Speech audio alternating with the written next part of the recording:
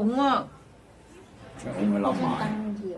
佢仲有啲牛話咁。得啦，開咗未 ？Hello， 大家下午好，又到咗我哋講飲講食講生活嘅時間啦。咁旁邊有蕭公子啦，我係洪爸爸啦。咁就開播之前咧，今日就同大家講個消息先啦。咁我其實都我操作咗成2個禮拜㗎啦。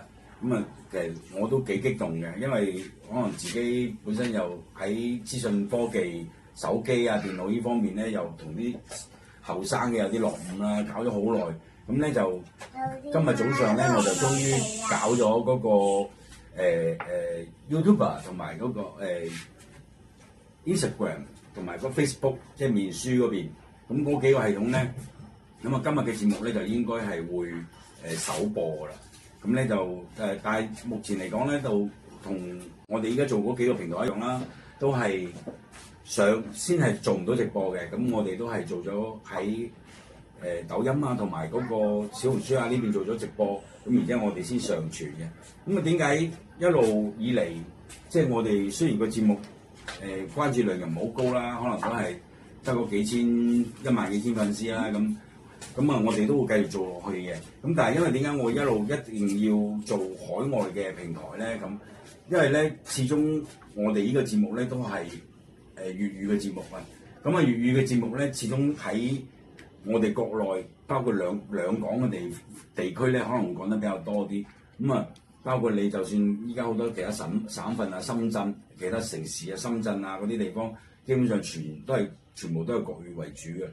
所以咧就因為粵語咧喺全球性咧，喺有華人嘅地方咧，就個受眾面就會廣少少嘅。包括我哋可能有啲入嗰間睇嘅粉絲啊，之前我都見到喺後邊有留言，咁就話：點解講邊個地區嘅語言啊都唔識聽啊？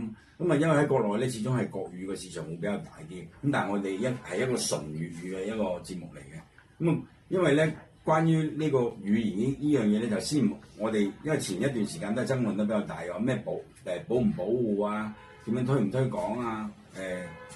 講粵語嘅群體有一班啊，國語嘅群體嗰班人咧就話點解你哋講粵語唔講國語啊？包括我哋最出名嘅歌星啊陳奕迅喺個台上邊喺深圳開演唱會，咁都俾人哋質疑嗰一樣嘢，點解你唔講佢？即係都成為一時間話都討論咗成2個禮拜時間。我哋兩個就讀書時期，可能我就比你細少少啦。我讀書時期咧，前半節咧基本上咧，即係小學階段咧，基本到初中嘅上半節嘅階段咧，都係母語教育比較多啲嘅。但係呢家其實全球性人哋都係講緊用母語教學為主嘅，即係你生長嘅地方就用翻你生長地方嘅語言去教學。但係我哋國家就可能比較大啦，一定要比較統一啦。我哋都係講翻我哋以前細個嗰個年代啦。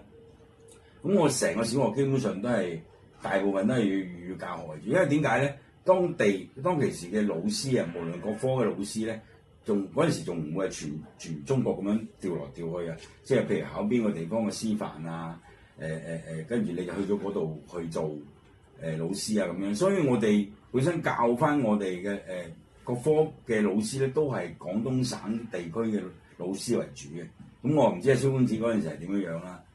因為咧到後期啊，初中嘅階段嘅時候咧，初中階段就開始有一啲外省嘅老師，但係佢哋教學嘅時候咧，有啲咧就想融入翻當地，佢都係用粵語嚟講，但係咧佢哋都講得好辛苦。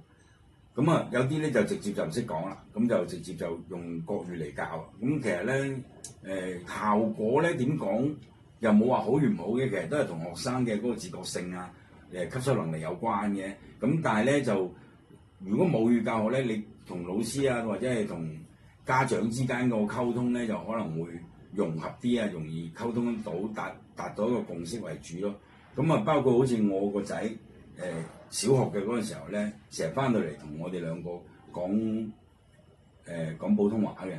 佢仲要好抵死喎！佢講普通話咧，佢好溝埋晒啲唔鹹唔淡嘅白話落去啊！即係佢有啲甩唔到，同我哋平時傾偈嘅時候咧，佢又甩唔到，咁所以溝埋一齊咧，咁啊嗰陣時我同我太太咧就成日鬧佢，鬧咗好多次，就話你喺出面點樣講國語都得，你翻到嚟咧你就唔好同我哋屋企人咧你就唔好講國語啦，咁你講翻粵語啊，咁啊鬧咗好耐，咁先至後尾就之後就好似冇同我哋講過國語啦，好似係嘛？之前係俾我哋鬧過好多次噶嘛，喺度笑佢啊嘛，因為佢有啲詞彙佢唔識點，特別小學嗰陣時候啊，咁啊同啲同學仔同啲老師講嗰陣全部講國語噶嘛，咁啊你記唔記得我哋嗰陣時仲喺江邊嗰度住嗰陣時候啊嘛，咁佢其實受影響都幾大嘅。咁我覺得咧，因為小朋友咧，就算以後用得多用得少都好，就係另外一回事咧。但係即係你土生土長屋企人嘅嗰個語言咧，就以後用唔用一回事，但係一定唔好忘記咯。因為如果你完全唔講嘅話咧，佢係會忘記嘅。即係我亦都唔會話喺兩個語言之間嘅一個爭論點去討論講邊個好講邊個唔好。我依家唔係講緊呢樣嘢，而係講緊係你自己屋企嘅語言。嗱，你喺依方面咧，即係其他內陸嘅城市我就唔熟啦。咁但係咧喺潮汕地區咧，佢哋係好保護呢樣嘢嘅，即係佢哋喺屋企係絕對唔會講任何其他嘅語言嘅。就講潮州話。係啊，就係講潮州，包括我哋出差去到嗰陣時咪開車，我哋都成日去嘅。去到當地嘅話咧，如果你去消費啊或者係咩成咧，你唔識講當地嘅話咧，人哋一睇就知道你係外地人咧，咁嗰個待遇係會有唔同嘅，即係可能你就算去街食飯炒碟餸都冇人哋咁大碟啊，或者係我會收貴你啊，或者係剩啊咁樣，係會咁樣樣。即係佢嗰個民族，即係潮汕地區咧，個族群係好團結、好融洽嘅喎。即係佢無論喺語言啊，做生意又唔使講啦，因為我哋全球最出名嘅嗰個最有錢嗰個李氏家族，咁佢都係嗰度嘅人嚟㗎。咁就係佢哋依家嗰個做任何嘢咧，佢哋都係好團結、好齊心嘅。咁呢樣嘢其實我哋係比較羨慕、比較即係學習。咁阿蕭公子，你讀書嗰個階段係有冇國語嘅老師去授過課俾你咧？都係講，都係母語多。你俾我哋大啲嘅。因為我嗰時基本上都講普通話授課啦。你平時可能即係話小學都係已經好嚴格，因為佢學點講咧，拼音階段啦，佢唔會即係為你更好嘅語言環境嘅。基本上咧，佢就係授課咧就普通話。你當然你落課嗰時點樣老師考咧，你又唔會講。佢唔會干預，即係唔會干預，即係都係講翻叫所謂母語咯，即係粵語咯。因為你上課你唔講咧，即包括佢小學階段1年級開始時開始學拼音咧，你會令佢學得唔好啊！你可以歪嘅，所以佢當時都包括我僆仔讀書嗰時，佢都話：小學1年級千祈唔好缺勤啊，因為咧主要講拼音發音嘅。你拉下一天，即係佢話如果拉低咗咧，你好難跟得翻㗎。即係好重要，好提醒呢樣嘢，因為你學語言嘅拼音係好關鍵咁啊！你識唔識拼係最關鍵嘅，你某嘢你憑拼音。所以你啱先提起呢樣嘢，其實即係對我嘅影響係好大嘅。因為依家我先至俾你講中咗個側重點啊！因為我小學喺4年級之前嗰啲語文老師咧，全部都係講粵語去授課嘅。咁啊變到咧，我1、2年級、3年級嗰陣時啊，我去到3年級個拼音都仲係好差，即係基本上係唔識點樣去運用啊！不過咧咩？越寫 H 嘅嗰個咩卷舌音我分別得差啲咯。後尾我反而就會好少少，因為可能嗰時又係學得唔好啊。係啊，教得唔好咩？跟住咩 S 啊 H 啊嗰個 H 同埋唔帶 H 個發音我係好難分得清嘅。即係有 H 但係咁寡咯，咩個寡字咯？係啊，寡個寡字。即係有佢會 C 啊、4啊，即係帶 H 同唔帶 H 嗰個音，我而家都未分得清。佢嗰個係其實就係黐同埋黐，即係輕聲啲，即係一個 C 挑你嗰下，我而家都係有啲懵懵地嘅。有 H 咪就有 H 同埋冇 H 嘅，我有時都唔係分得太清。佢就係冇 H 就係齒黐，就係輕聲，即係有啲捲捲地舌咁啊，好似話。係啊，即係話如果冇 H 咧就齒音，即係詞嘅，係啊所以我而家後來都好難分，有一段時間好難分得清楚呢啲可能。係啊，佢黐飯佢就唔會黐飯噶嘛，佢唔係變咗黐飯噶嘛，係咪？即係有啲捲舌咯，即係話往後捲舌音，你佢黐呢隻詞音，即係往前嘅，咁即係唔帶 H 嗰個咁。即係所以有時我都好，即係有啲迷茫嘅啫，我哋都唔係好分得好清。所以嗰陣時，所以一提醒咗之後咧，我咧對嗰時最嗰樣嘢，佢啲普通話好標準嘅，因為咧，所以點解佢嗰時啊啲老師佢哋團係即係普通話授課，特別係1、2年級係好關鍵嘅，因為佢學拼音時間。係啊係啊。即係如果你學得好咧，就後邊啲學語文嘅發音就好標準嘅，即係唔會差啲。我係直至到4年級之後先至完全掌握，即係前3年基本上都係我唔係學似你咁樣話有帶 H 唔帶 H 個問題，我完全嗰個聲母韻母我係撈到亂七八糟嘅。後尾係因為我媽係佢當然佢都唔係好叻啦，但係佢會睇到我嗰啲書，然之後佢就會知道究竟發生咩回事，跟住佢係逐隻音幫我執啊。即係你啲實在就通過你阿媽同你修正翻呢樣嘢。係啊，全部唔係我呢邊有呢樣嘢啫。我係連我媽都連嗰啲仲差過我係咪？咁係啊，媽都冇㗎。佢係聲母韻母嗰啲，我係完全。嗰啲要好專業啲老師先教得到嘅，即係語文啊。所以點解1、2年級嘅語文老師好關鍵？包括即係話即係你教得好咧，好唔好咧？你對你個即係文科語言嗰方面係影響好大嘅。即係話你正唔正啊？咁樣嘢係。因為佢詞彙拼音咧，佢就拼音，即係你係識拼、識運用咧，就你基本上其他啲字嘅發音啊，你都知點發㗎啦。因為你話拼音就查拼音啫嘛，就係咁樣嘢咯。所以基本上我聲調啊，我知喎，我識分得好清楚，即係話4聲啊。聲調得4個啫。聲調得4個容易搞啲啊。係啊。咁啊，所以咧，依家基本上我哋依家喺國內包括好似用手機，好似話後邊。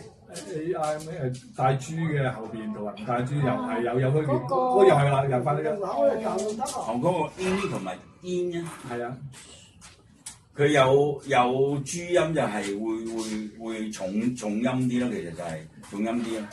咁啊冇嘅話咧就會係啊，所以有啲就呢兩樣嘢，我有時候好分都唔係好清。佢唔係佢就係有時帶冇帶豬。佢就係聽啱文嘅啱係冇帶豬噶嘛，個啱係就咁 an 嘅啫嘛。如果你帶咗豬就變咗啱啦嘛，你明唔明啊？變咗啱啦。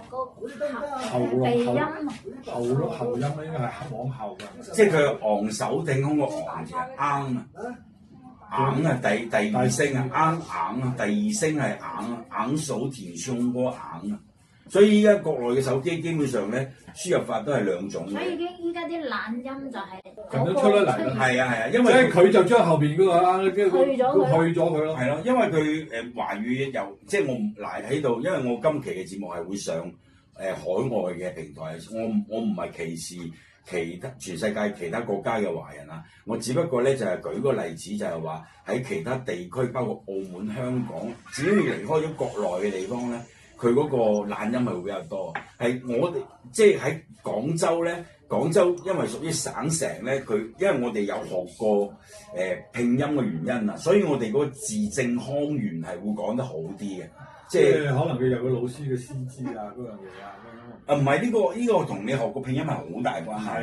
係，因為你係好多時係同你小學形成嘅習慣。係啊，唔係即係嗰陣時係會執咗你啲尾音，執晒你啲尾音，同埋因為而且因為佢唔係就單係執啊，佢係考試嘅一部分啊，你明唔明？我知啊，因為即係佢考試同埋咧有豬同好似你啱先話有豬同冇豬就係考試嘅內容嚟㗎嘛，即係佢又係嗰個發音有標準，即係講究字正腔圓嘅發音啊、標準性啊咁樣嘢，所以咪相對嚟講咧，即係比講叫大陸啦，即係同港澳啲漢流學嘅普通話或者叫國語咧係有個分別，即係佢哋咧就可能冇受嗰種系統嘅。佢哋英文係會係啊，因為佢英文受咗唔同，我哋呢邊係即係叫做擺得好似嗰陣時好似學我哋學英文都4、5年級先開始學。係啊，人哋幼兒園就人哋嗰啲可能幼兒園1年級就開始學，所以咧嗰個習慣又唔一樣咯。所以我哋就可能就即係執咗做翻可能嘅拼音發音。佢仲有一樣嘢好吊詭嘅，即係話好似我哋個香港同胞咁樣啦，咁佢好多時咧兩夫妻咪出去做嘢嘅揾錢嘅，咁佢哋請個工人咁佢菲律賓姐姐，咁佢係講英文噶嘛，即係佢正唔正宗一回事啊！即係佢同你嘅小朋友溝通，佢係用英文去溝通噶嘛，即係講得正唔正一回事。咁上次你過去都話佢阿 Sensen 過到香港嗰陣時，我哋嗰個親戚佢話個姐姐講嗰啲英文都係好口水噶嘛，你話係咪好口水啲英文嚟？即係嗰個表達係有啲唔係好恰當。因為佢嗰個係啱啱嚟冇幾耐嘅，咁但係未做佢過，之前未做過嘅。但係佢喺菲律賓當地都係可能講得少還是點？即係英文啊佢只要係識先至可以嚟噶嘛。好似係啊，好似係。佢係要有個考試嘅，即係佢要做呢個香港嘅呢個保姆啊嘅，佢要識，即係佢但係工人冇話姐姐一定要好流利。係啊，即係最起碼你要溝通到咯，其實就係、即係要溝通得到咯。咁但係因為我哋呢度就冇呢個文化，即係話用呢、個工人嗰個文化啦。咁如果你要講到工人馬姐嗰個年代就好長時間啦，即係去到上一個年代，即係有啲有錢嘅家族啦，咁佢先至會有工人啦。咁就所以咧，我哋今日咧借住話今期嘅節目會投入去 YouTube 啊，同埋Instagram 啊，同埋呢個 Facebook 嗰度咧，所以我今日就個主題嘅話題咧就係用咗粵語呢個話題。咁啊，希望我嘅節目講飲講食講生活，咁我哋會將喺我哋喺廣州身邊或者係我哋國內身邊嘅事咧，就會傳達俾全球咁多嘅華人咯。因為我相信咧喺海外嘅華人咧都會佢哋祖輩咧都係講粵語多，同埋會容易啲接受得到粵語呢個節目啊咁樣咯。因為我又唔想話將我哋嘅節目轉成國語啊。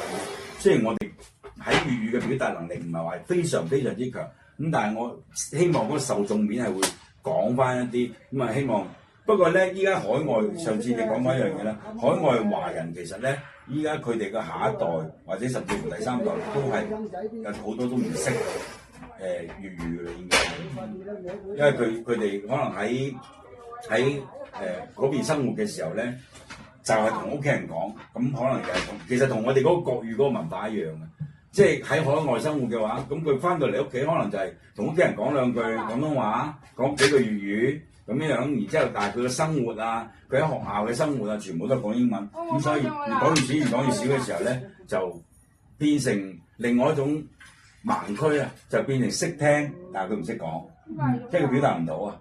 即係所謂嘅喺香港人，佢哋成日講嗰啲叫做 ABC 嘛，即係佢表達唔到個詞彙出嚟，佢想講嘅一杯茶好唔好飲？究竟點好飲咧？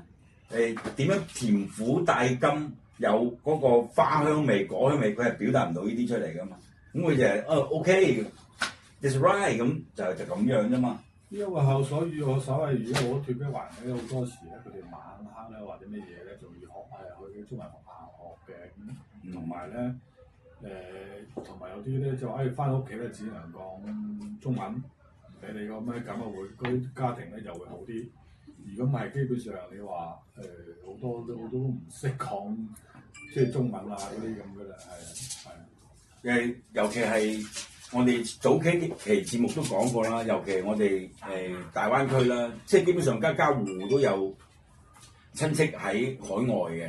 咁我哋香港啊、海外日本啊、美國啊，我哋都好多嘅。因為我太太嗰邊嗰啲就喺美國會多啲，我自己嗰邊嗰啲咧就喺香港同埋喺日本嘅會比較多啲。咁依家我啲阿姨咧，幾個阿姨同埋啲嗰時啲舅父咧，佢哋第二代，即係尤其有啲佢係嫁咗係俾日本人嘅咧，生出嚟嗰啲小朋友，佢哋都完全唔識講呢個粵語啦，都係日文為主，所以有時又好難怪嘅，即係話冇話強硬性要佢學呢樣嘢，因為點解咧？因為人哋嗰代嘅移民，其實佢諗住移咗出去嘅話，佢亦都唔會再用你呢個語言去揾食啊！可以咁講啊！咁如果當你一個家長，即係話，如果佢唔會再佢嘅小朋友唔會再用佢嘅母語去揾食、去工作嘅話咧，咁可能個家長亦都唔係好介意嘅。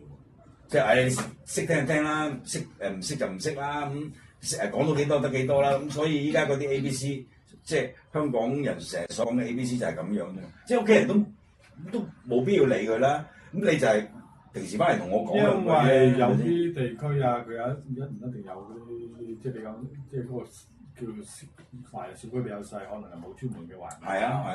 咁佢可能即係冇，即係你知啦，好多啲父母就唔得閒，即係除非嗰個父母好有心教佢中文。係啊，即係我媽都即係佢就一嚟佢本身嗰陣時好忙或者工作啊，咁可能有如果有嘅，即係叫咗個華文學校咧，佢就俾佢去華文學校讀，即係學校嗰啲中文啊咁嘅嘢。如果冇咧，可能就屋企，跟住可能就有時貪方便，佢本身可能都出來都講緊英文啦。即係可能屋企有咩咯？又咩咁，所以冇咁嚴格要求，就停咗或者就唔講中文，咪所以都全部英文交流。唔使理佢，就只能即係話講英文咯。有啲比較傳統家庭咧，就所以佢會自己教。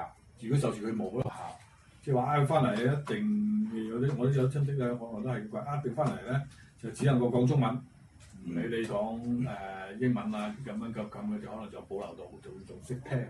有啲係識聽唔一定識寫嘅，係啊。其實我有一樣嘢咧，都想好即係海外嘅情況，我哋唔好清晰啦。咁如果有機會睇到今期節目嘅海外嘅一啲華人，咁你哋喺個評論區或者喺個留言區度話翻俾我聽，即係話你哋嘅小朋友喺當地，即係大家都係華人嘅學校上課嘅時候，咁佢哋之間肯定就係講英文啦，唔會講即係粵語啦。咁應該係老師都會好強調呢樣嘢，即係其實等於好似我哋依家啲小朋友喺學校裏邊，佢係同學之間係唔可以講其他語言喎。